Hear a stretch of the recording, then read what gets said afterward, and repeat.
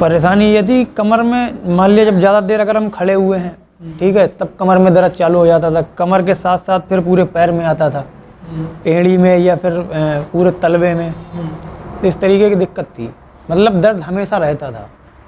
जैसा आप दवाई खाते थे तो आराम नहीं मिलता? नहीं, कोई फ़ायदा नहीं, खाली एक तसल्ली दिल को है कि दवाई खा ली है, बस, बाकी कोई आराम नहीं था उससे।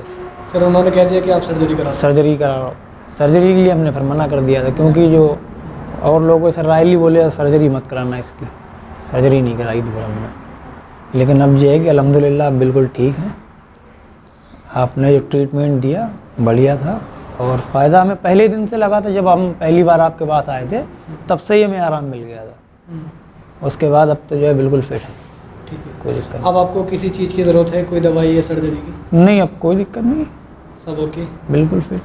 अच्छा ये बात बताओ, जैसे जैसे